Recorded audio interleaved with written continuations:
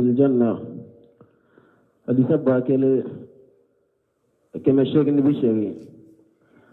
وعن جابر رضي الله عنه قال قال رسول الله صلى الله عليه وسلم يأكل أهل الجنة فيها ويشربون ولا يتغوطون ولا يمتخطون ولا يبولون ولكن طعامهم ذلك جساء كرشح المسك يلهمون التسبيح والحمد كما تلهمون النفس. رواه مسلم. بسم الله الرحمن الرحيم والصلاة والسلام على نبينا محمد وعلى آله وأصحابه وسلم تسليما كثيرا. سبحانك لا علم لنا إلا ما علمتنا إنك أنت العليم الحكيم.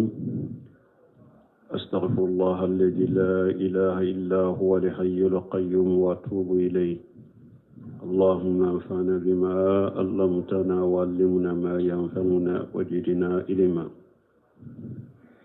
bi alamisa suye hijriya bakele ani kemenani ani binani ani saba saharul muharram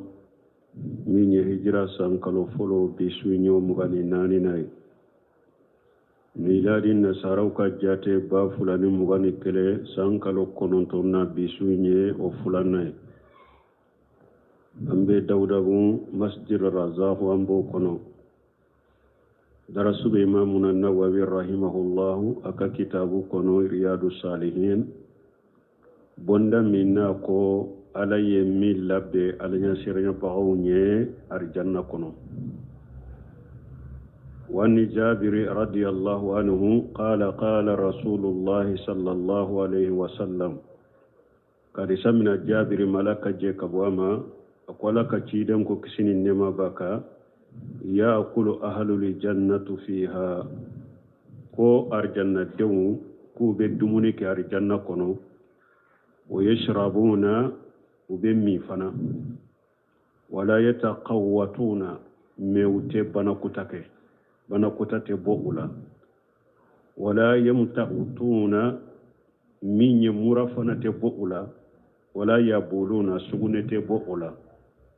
ولكن طعامهم ذلك جساء كرسه المسك من نار جنة دون يدموني دموني بيبو فاركولا تشودي وبيجرينتي ده دموني بيبو فاركولو كونو كومي أبي أغاشي لما دبيبو كومي مسكي كسبه تشومي مسكي parfait نيا فيني abe bo chogomi donc dumuni abe bo farikolo la o chogode la akasa be komi miski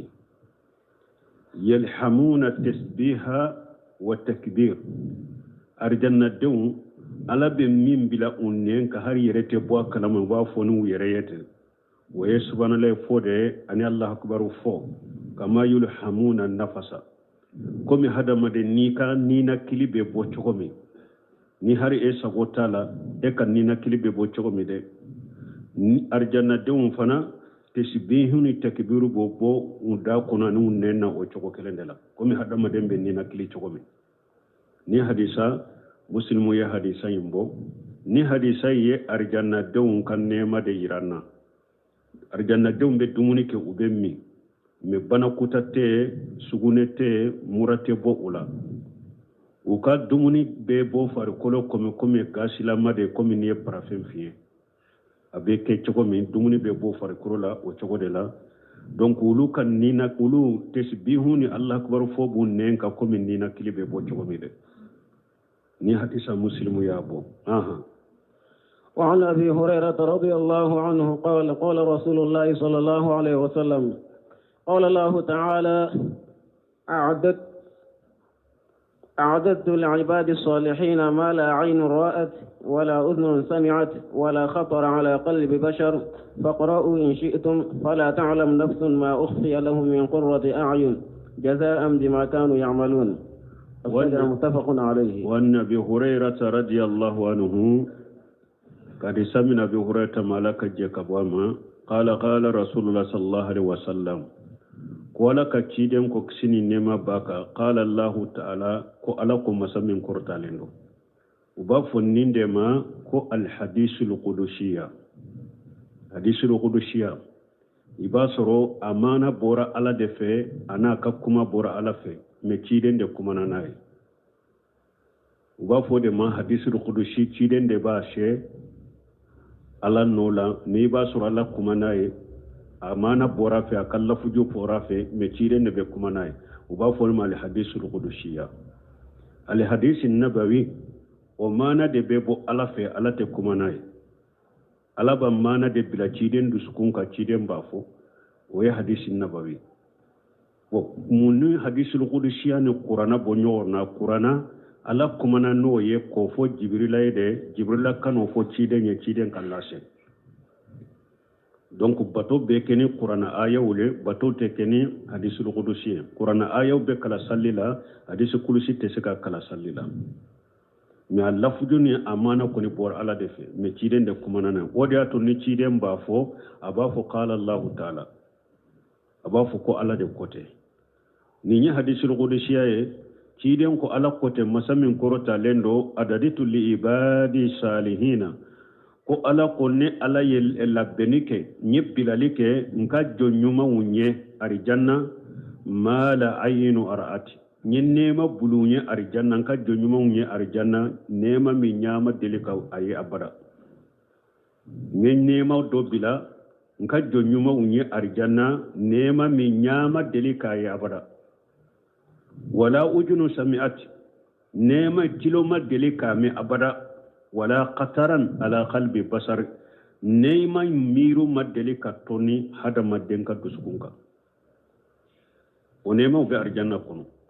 nemo be arjanna kono nyama deliku ya bara hada made nyama deliku ya bara itelema delika nun o nema nunu meitiro la abara umati madelika miru la abara fana hada made madelika miru la abara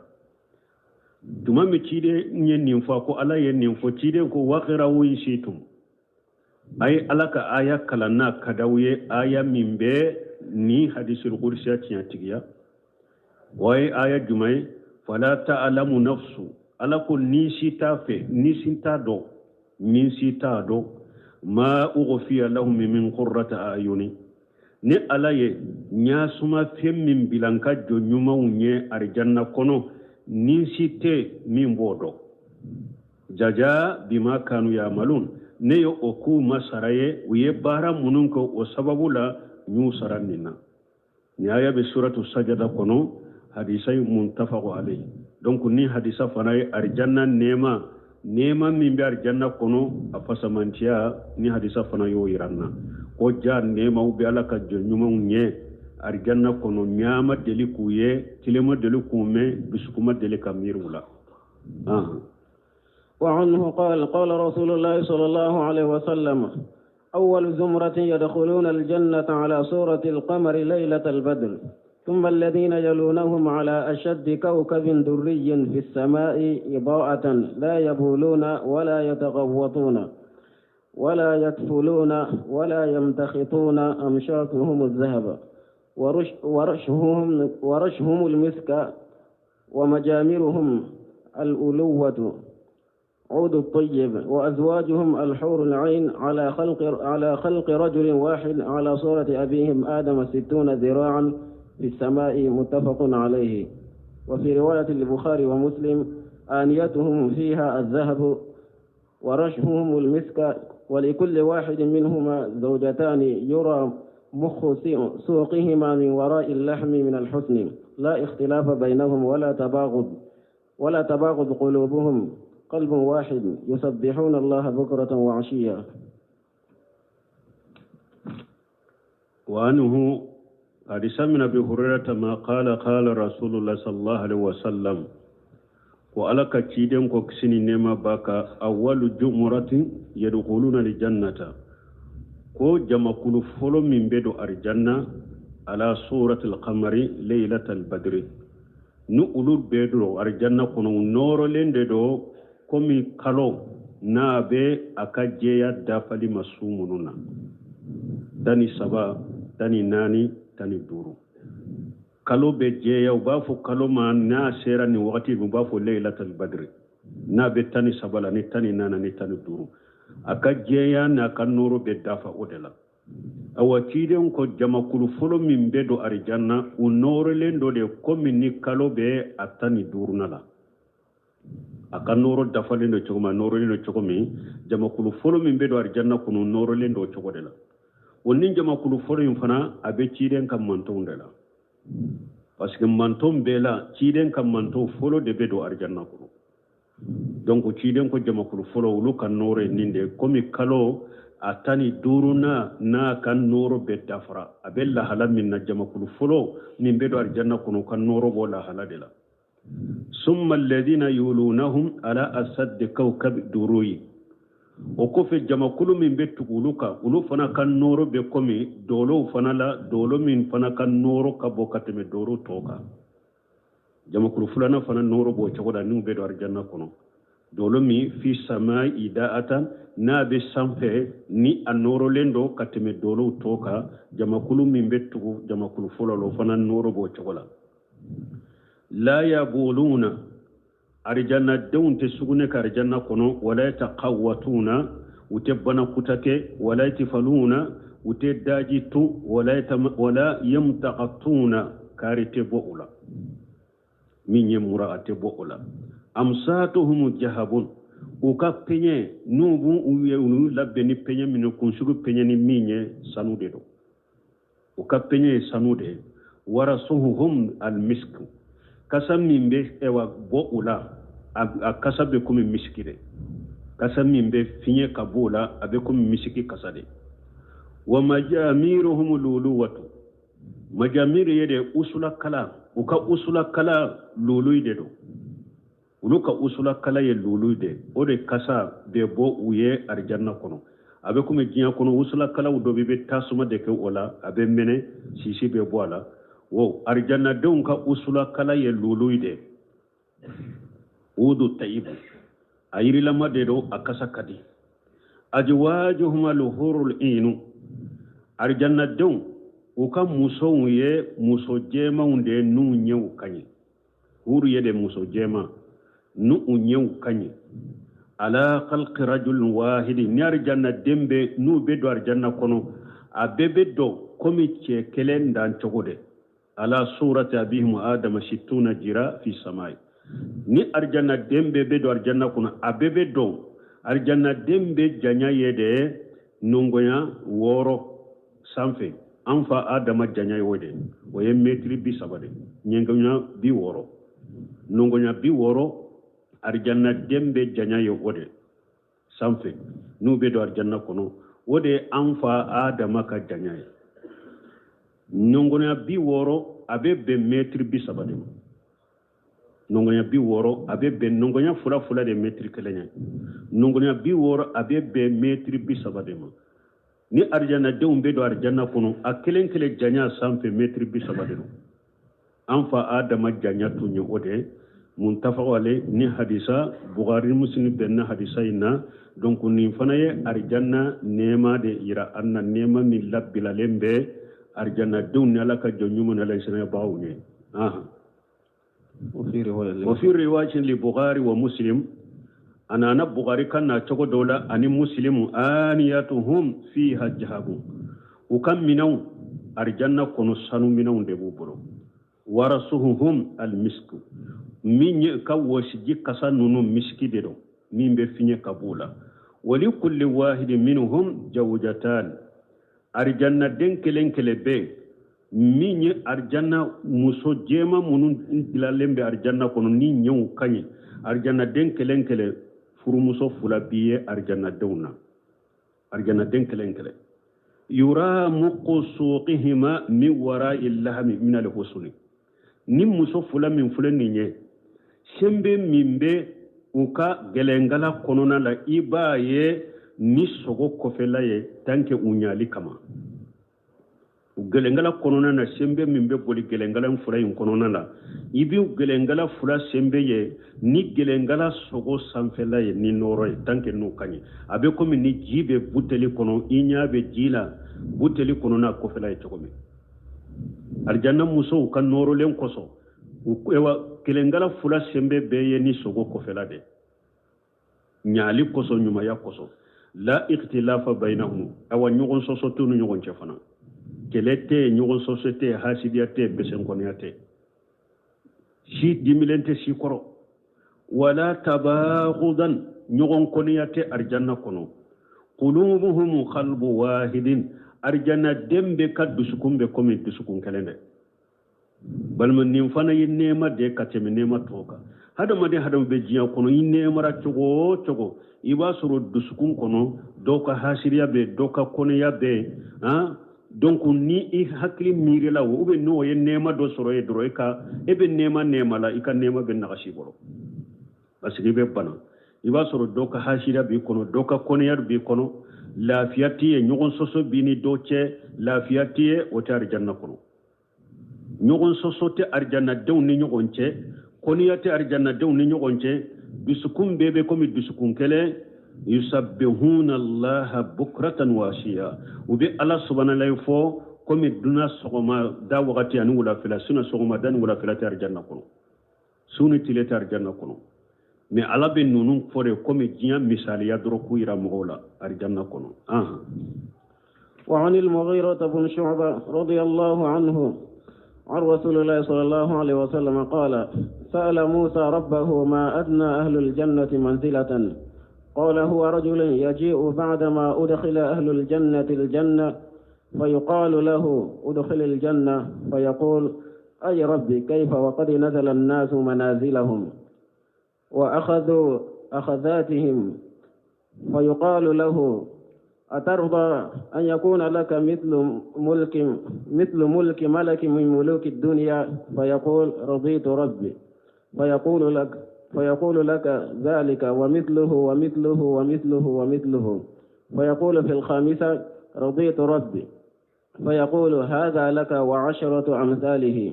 ولك ما اشتهت نفسك ولذت عينك فيقول رضيت ربي قال ربي فأعلاهم منزلة قال أولئك الذين غرست كرامتهم بيدي وختمت عليها فلم تر عين ولا تسمع أذن ولا يخطر على قلب بشر قال ومصداقه في كتاب الله عز وجل فلا تعلم نفس ما أخفي لهم من قرة أعين رواه مسلم. وأن المغيرة ابن شعبة رضي الله عنه أن رسول الله صلى الله عليه وسلم كارثة من المغيرة ابن شعبة ملك جيكابواما قال سأل موسى عليه السلام ربه ما أدنى أهل الجنة منزلة قم موسى آياتك على نينكا كو أرجانا دونا أرجانا دين جمع بيناني يروكا دوني بيه arjanna demmin kan ni yuro ka dogoni beye o taye jumaye arjanna kono qala huwa rajulu ko awa ala ko o yece de yeji'u bada ma udghila ahlul jannati aljannata ko o benade o yasura janna beddo nar janna ale fana bena fayuqalu lahu idkhulil jannata ubafu alayhi idwar janna kono فيقول أي ربي كيف وقد نجل الناس مناجلهم أبا فونتي الله نبتا دو أرجانا كنو تشغدي أرجانا دمبي دون أرجانا كنو بيا كبراشي منا كبا بيبي كارجانا سو كنو كبا نبتا دو أرجانا تشغدي وأخذوا أخاجاتهم بيكان كمين منا أيا منا كبا فيقال لهم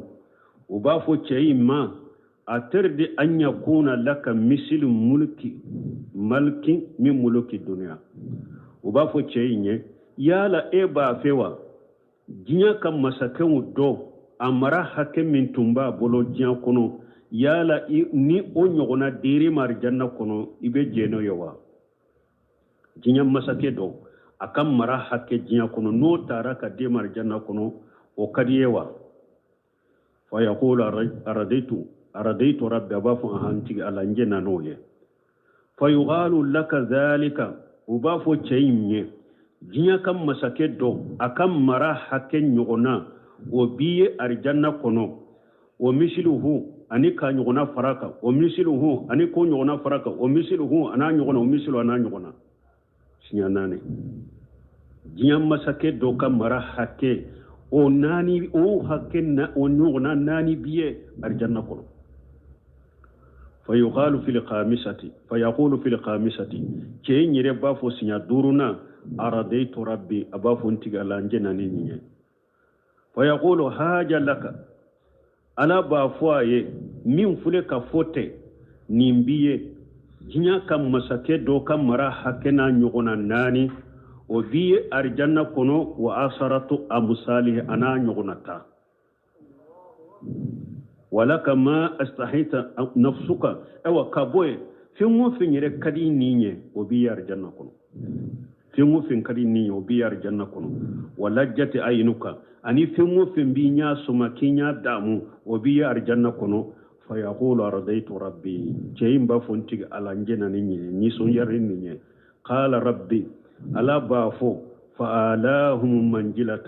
او ابافو ارجنة دون arjanna dum munun ka arjanna sobe be sanfe ulaika alladina araditu qarasatun karamatun biyadi uliye mugode mugu munun ni nyire ya lanyini umbe iri munun turu uye arjanna kono ku bonyana nyire bolo de be ka iru turu ye arjanna de munun ka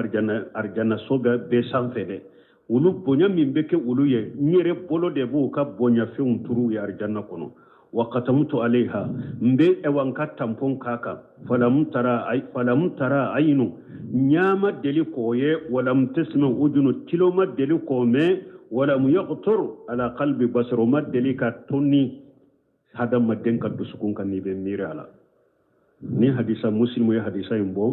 نيمبي يا يرا بونيا مني كرامني نيما مين نابي علاكا جونيما يا رجانا كونو مبي على دلي على كوكاني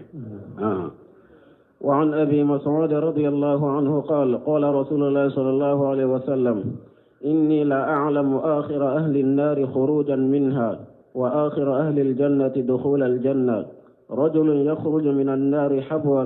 ويقول الله عز وجل له اذهب فادخل الجنة فيأتيها فيخيل إليه أنها ملأ فيرجع فيقول يا رب وجدتها ملأ فيقول الله عز وجل له اذهب فادخل الجنة فيأتيها فيخيل إليه أنها ملأ فيرجع فيقول يا رب وجدتها ملأ فيقول الله عز وجل اذهب فادخل الجنة فإن لك مثل الدنيا وعشرة أمثالها أو إن لك مثل 10 أمثال الدنيا فيقول أتسخر بي أتضحك بي وأنت الملك قال فلقد رأيت رسول الله صلى الله عليه وسلم ضحك حتى بدت نواجذه فكان يقال ذلك أدنى أهل الجنة منزلة متفق عليه. وأن ابن مسعود رضي الله عنه قال سمع عبد الله بن مسعود ملك جكباما قال رسول الله صلى الله عليه وسلم كو ألك تشيدن كو كسني نما باكا إني لا أعلم آخر أهل النار خروجا منها ko ciden ko mogo laban min be bot jahannaba tasuma kono ko ale bodo wa aghira ahli aljannati dukhula aljannata ani mogo laban min be do arjanna kono abodo bal manni hadisan laban muntafaqu alay qur'ana aya kofe hadisan min sahalen do kasemi hadisas be ka muntafaqu alay nu ko bukhari muslim benala o hadisa de fule kafo ciden ko mogolaba min be bo jahannaba kono ale bodo mogolaba min be do arjanna kono ale bodo awa ahli sunna wal jamaa ala fahmu salafu salih uka aqida ninde kabaira junubu tigi mogo be do jahannaba kono kabo mogo abe do jahannaba kono kabo mogo mununte bo jahannaba kono nu ye jahannaba tigu ye uba kono kudai o ye kafiri kunkele isara kafiriyaka mushrikiya kumbaba isaraka munafiqiya kumbaba isaraka nunun te bo jahannaba kono nunun be dume jahannaba kono ute bo abada me mu'minin islama junubu tigi munun do nar jahannaba kono nulu do na jahannaba kono ka junubu hakke janina kabula ube bo jahannaba kono kata do arjanna kono ode ahli sunna wal jamaa ka aqida me minye mu'tajilaw ani jahamiyaw haru siraw do mogo do bu jamana en kono bu dambe katu siraw mani hakkilina bu bolo ko mogo te do jahannaba kono kabo ali sunnat jama ka gidatere muwatajilaw ani khawarijun jahamiyaw ulude ka hakkilina yenni iyado khawarijun ulu kode ko kabaira junubu tigi be kafiri khawarijun ulu ko kabaira junubu tigi be kafiri ode ya to uye jinya famaw silama jamana be ka fama ke kafiri ko basige be kabaira junubu ke abbe faqari dagara ode be khawariju bulu bidiya jama wajugu bele ba ulu de usmana faqa ulu de ali ibn abi talib faqa koni doro ba fo ko ibora silama kono khawariju ko kabaira junubu tigi be kafiri ko na donna jahannaba kono fana ko atebo mana niye jene yake harisinya kele de shi kono ni donna jahannaba kono itebo niye galonde tiga ni donna jahannaba kono itebo ibe korofoli de la ni donna jahannaba kono itebo ko kabaira junubu tigi be kafiri e wana donna jahannaba kono la garatebo niye khawariju tay bo muatajilaw uni khawariju bebe hakrina kelena u farla nyogona kabaira junubu tugo ka kiri la jiya kono muwatajilaw ko manjilatan bayna manjilatayn ko kabaira junubu tigi ko ibe jowiro fulani nyogonche ko ite mu'miniye ko imado kafiru fanala ko ibe kafiriya ni mu'miniya ce muwatajilaw bode manjilatu bayna manjilatayn ko kabaira junubu tigi ko ibe jowiro fulani nyogonche de ite mu'mini ite kafiriye ko ibe kafiriya ni mu'miniya ce mais khawariju ko jiala e kafiride muatajila ko ite kafirite mu'mine mais lagara kirila muatajila uni khawariju bebe hakrina kelena kabar junubu tigila muatajila fana ko kabaira junubu tigi ko ni donna jannaba kono ti ko ite bo uni khawariju lagara kirula be kelenya bora nyugo na jinya kirula donc be jama filile ube bidiya jama ube jama filile ahli sunna wal jamaa ulu bolo kabaira junubu tigi mu'mini de ye naqisul iman iye mu'mini ke meka mu'miniya naqasileno ubin al mu'min bi ta'atihi wa fashiq bi mashiyatihi iye mu'mini ye ni ka batoye iye fashiqe ni ka kutawe mu'mini mu'min ka mu'mini naqasileno ube mu'mini silama fashiqi donc ahli sunnah jamaa ko kabaira junubu tigi ma uye wala o chokodela mu'mini de yake me ka mu'miniyan naqasilendo ube silama fashiqi de iye fashiqi baro be bolo yo lagara ahli sunna wal jamaa bolo kabaira junubu tigi tata mashiyatillah yawmal qiyamah do be alaka jem koro na kadi alay ana yafima ina tari janna hari tedo jahannaba kono ani ka junubu ya foye no ma jaye abido jahannaba kono ni ka junubu hakke janna ka boyla ibe bo katari janna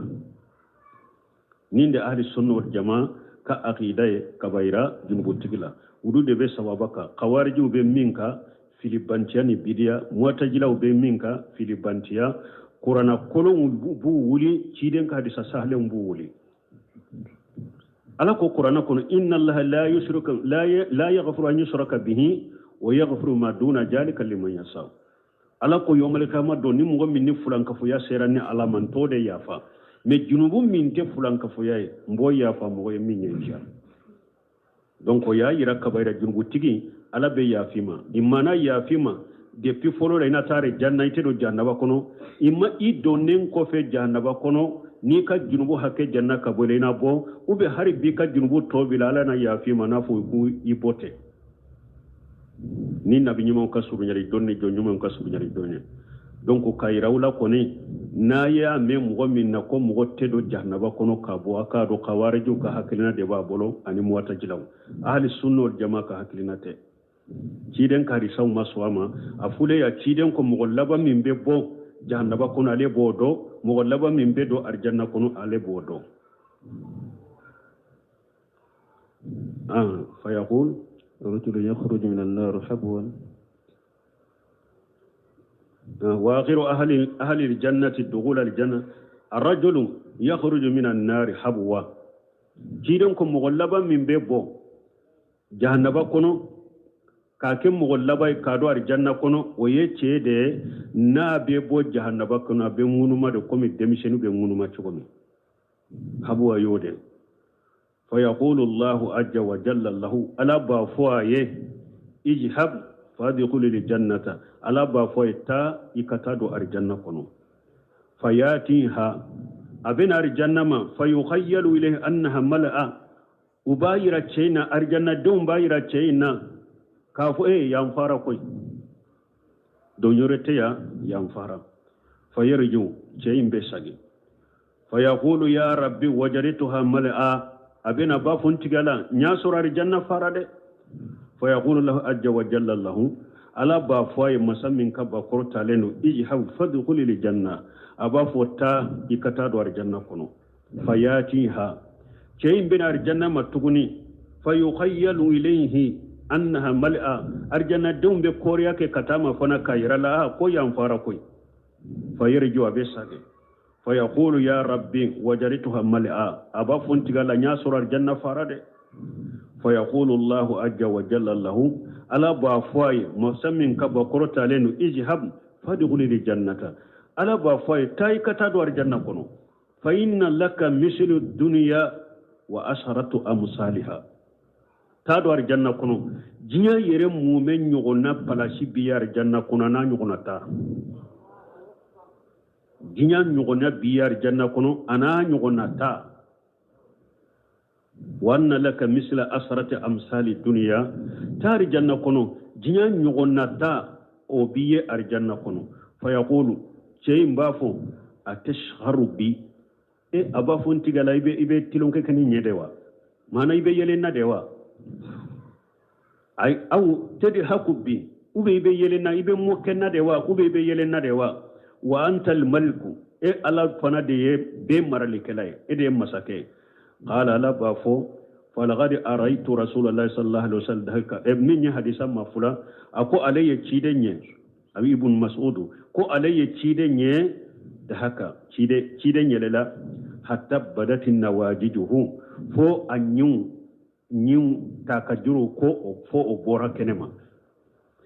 fakana yaqulu zalika adina ahli aljannati manjilata ciden tumba fo fona kafaraka awa ko arjanna dum min kan ni yoro yere kaddo arjanna kono katem arjanna dembe ka ko yenninde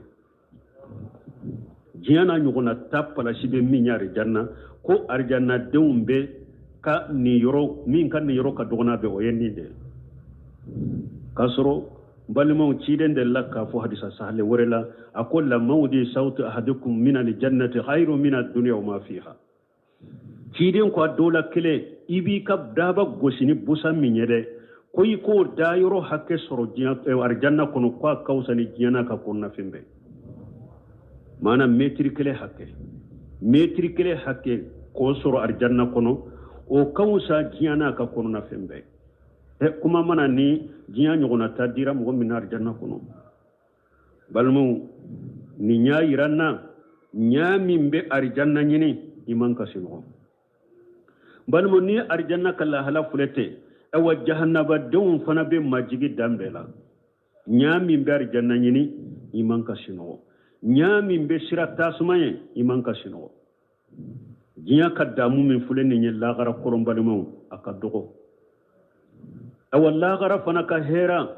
odi kanyi mogoma mogomin be sira alanye jiya kan nema lagara kor fitini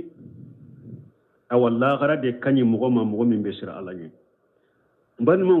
na yasro ala yire kal la jarabilite ni ala hada madu la jarabi ni jiya kono ari janna man kutum min fule ni nye hada madembe jiya nyini wa ni ala kal la jarabi de ni nye hada madu jiya min fule ni nye o dara hada madu nye de aw fana dara arjanna nya dara batonye fi hadhihi dunya kallam yakunu illa dunya inda kasiri minan nas hada madan chaman sugularani dunay ka annama khulqu laha hada madan chaman ya yere sugulani dunay yum yere ke komi udara jinya de ma anna dunya hiya allati khulqat lahum ka faraka jinya de dara hada madunye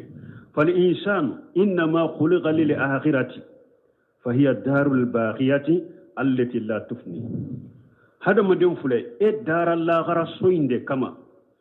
so min beto so min tebba fa imma fi jahim wa sha'ir wal yajib billah ni hada madin imma inata jahannaba tasma minenen kono iba kono bada alakan kisama wa imma fi na'im muqim ubi hada madin nata nemala nema min dumelen do min ya arjannai donc hada madin kelenkela kado jinya dara aw yede aw dara lagara de kama mi hada madin min dara ulu ya ke comme ulu dara odeye ulu dara minye uya ke comme ulu dara o kama ko keru bolo akisuye donc hada madin kelen ki janto yerella e dara lagara de ye imayna barake anatai ibada arjanna nema kono imayna barake anati ibada janaba tasma kono alakan kisama me jiya min fule ninye o dara yede e dara lagara de jiya fana dara alaka hakimandama ambe ala deli ala kanke aka jonyuma nchela jonyuma munu na ye fembil munye nyama deli ka mimme minye kiloma deli kai bisukuma deli ka mirala be ala deli ala kan fara o jamauka وعن أبي موسى رضي الله عنه أن النبي صلى الله عليه وسلم قال إن للمؤمن في الجنة خيمة من لؤلؤة واحدة مجوفة طولها في السماء 60 ميلا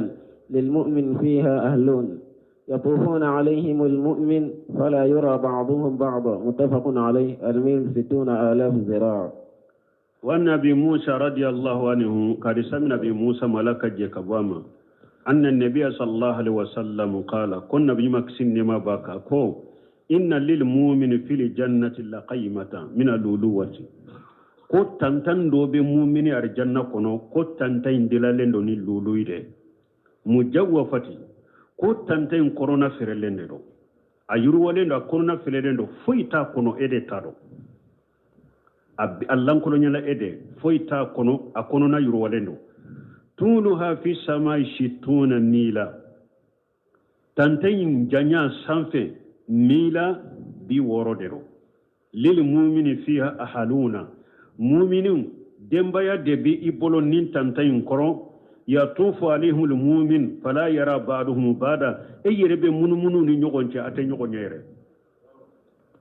tantayin bonya koso mila ye munye 6,000 zira'u mila kele woyede kun nungonya 6,000 nungonya ba woro nungonya ba woro de milay ko o shituna o bi woro de biye tante njanya yode nungonya ba woro mila be bo odema ako mila fana shituna mila bi woro ajanya sanfe kata alakar janna kan tayi وعن أبي سعيد الخدري رضي الله عنه عن النبي صلى الله عليه وسلم قال إن في الجنة شجرة يسير الراكب الجواد المضمر السريع 100 سنة ما يقطعها متفق عليه. وفي صحيحين أيضا من رواية أبي هريرة رضي الله عنه يسير الراكب في ظلها 100 سنة ما يقطعه. والنبي سيد القدري كارثة من بشر القدر لك جيكابواما أن النبي صلى الله عليه وسلم كابون نبي مكسين نما بكا قال إن في الجنة لشجرة تيدن كو إري دوبي إري سو دوبي الجنة كونو يشير الراكب الجواد المدمر شري 100 سنة ما يقطعها تيدن كو إري سو دوبي الجنة كونو ko minye tama dewa yele nan kan fen baga ni be yele nan kan fen kan yele nan kan fen min kateli jawadu akateli bolila mudmaru akono mabbo fana akono mabbo min kono be hakela parce que daba mi ama ewa afasalente de mi abe tama jammin ko kera sababu ka kono ci abennendo alla bennendo mudmaru ye ode daba min bo chogola na kateli o yiri su yere koro la ko abe sankeme de ke yiri su in koro ate bo akoro yiri su arjanna kono anana na cogo dola bukhari muslim la tuguni min riwayat abi hurairah radhiyallahu anhu qala yashiru ar-rakibu fi jillaha 100 sanati ma yaqtawha ko yele baga ni be ka yele nan kan fenka ko ibe san kemeke iri aka suma nyere koro kata ko ite se katige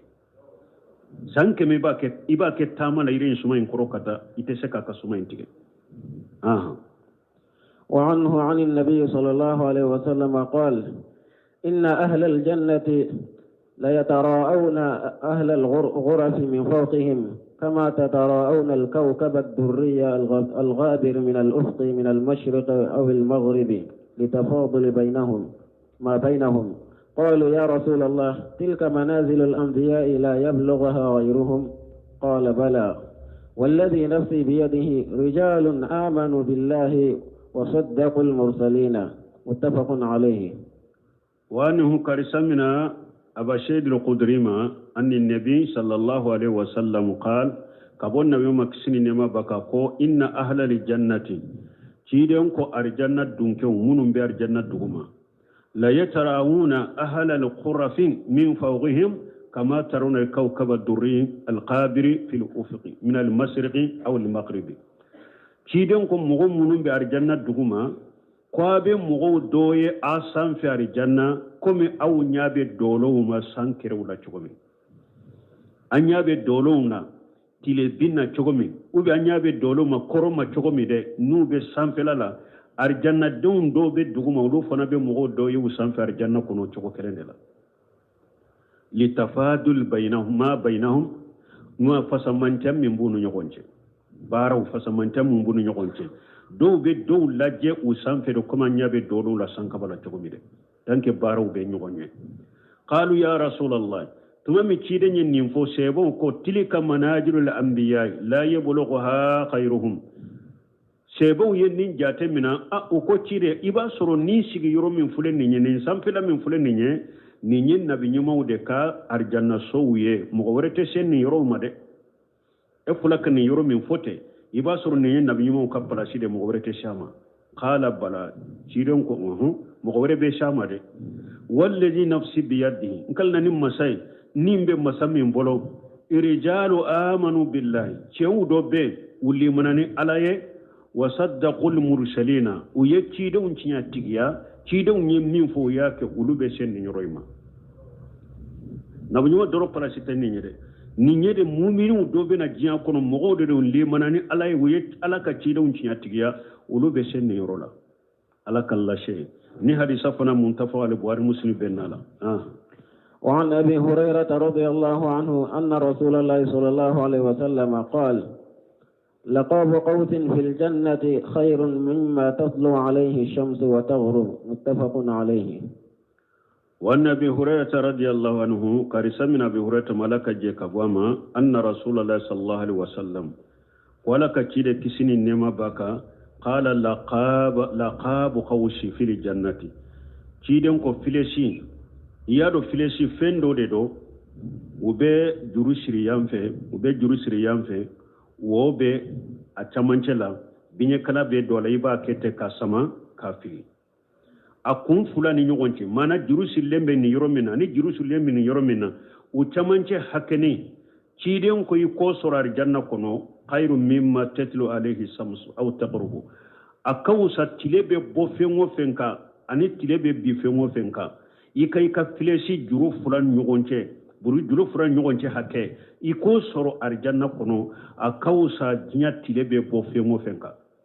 ube jinya tilebe bi fengo fenka akawsa ni hadisa fana muntafa wale wa muslim benna hadisa inna وعن أنس رضي الله عنه أن رسول الله صلى الله عليه وسلم قال إن في الجنة سوقا يأتونها كل جمعة فتهب ريح الشمال فتحث في وجوههم وثيابهم فيزدادون حسنا وجمالا فيرجعون إلى أهليهم وقد ازدادوا حسنا وجمالا فيقول لهم أهلهم والله لقد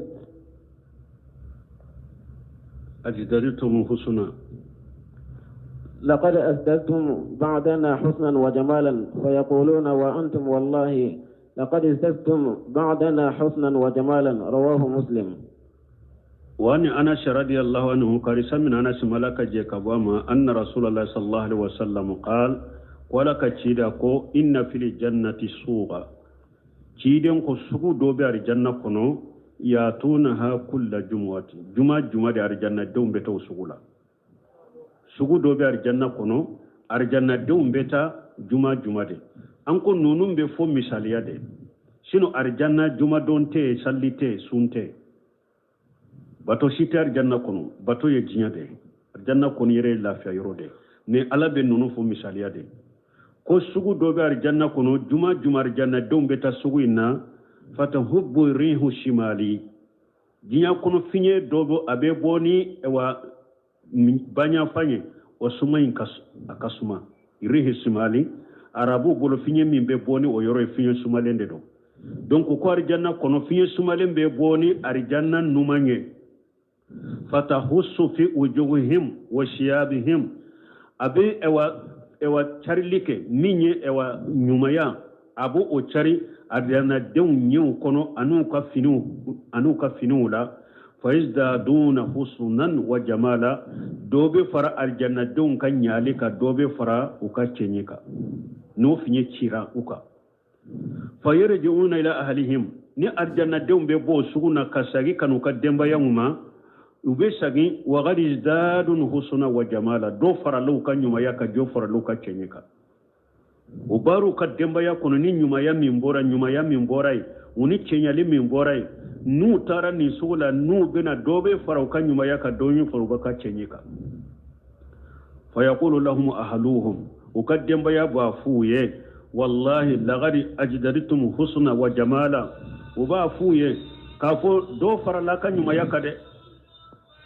do farala aka nyuma yaka do farala aka chenyika fa yaquluna munun fana bora suguina ulu fana bafu ka demba yawye wa antum wallahi laqad ajdaritum badana husna wa jamala ulu fana bafu demba ya wallahi aw fana do farala fana ka nyalika do farala aw fana ka chenyika fana kofe sugu ngoko fana benin fo uka demba yawne hadisa muslimu yabo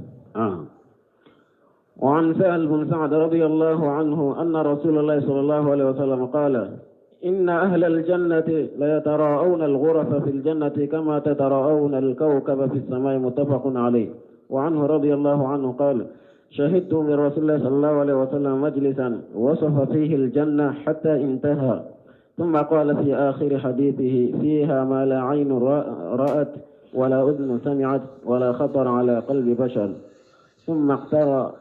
هذه الآية تتجافى جنوبهم عن المضاجع يدعون ربهم خوفا وطمعا ومما رزقناهم ينفقون فلا تعلم نفس ما أخفي لهم من قرة أعين جزاء بما كانوا يعملون. رواه مسلم. وانه كارسامنا واني سهل بن سعد ودته كاس حديثنا سهل بن سعد ملك جكبوما أن رسول الله صلى الله عليه وسلم قال wala ka cire kisini nema baka ko inna ahlal jannat ko ar jannat dunkum la yatara'una al-qurafa min fawqihim fil janna ko be sawde yo usanfe ar janna kono kama tarawna al-kawkaba fi samai ko aw be dolo ye sanfe chukome muntafaq alayhi wa anhu an yuqala wa anhu radiyallahu anhu karisamina sahla ibn sa'd malaka je kabwama qala sahaditu من النبي صلى الله عليه وسلم مجلسا ko dondola ko ciren tumbe shige yoro dola ko ale tumbe wasafa fihi li jannata hatta antaha ko ciden ya arjanna mankutu o shige yoro inna fukata ba summa qala fi akhir hadithihi o ko fe ciden ko akakkuma labana fiha ma la aynu arati ako fembe arjanna kono nyamo yabara wala ujunu samiati kilo madeli kame wala qatar ala qalbi basar amadeli ka tonni amiru madeli ka tonni hada madendu sukunka o ko fe ciden ni aya kala teta jafa junubuhum anil madajin kola ka jonyumo ubu kerun majanya uka dilawun nasufila law benna filake kata aya labanna fala ta'lamu nafsu ma ughfiya lahum min qurrati ayun ko ni si ta do ni ala ye nya suma femmi bila nonu nye arjanna kono ni si to do atogo hadisa bane anga kenti mandi kacha ambe shaka joya subhanakallahumma rabbana bihamdika ashhadu an la ilaha illa anta astaghfiruka wa atubu ilaik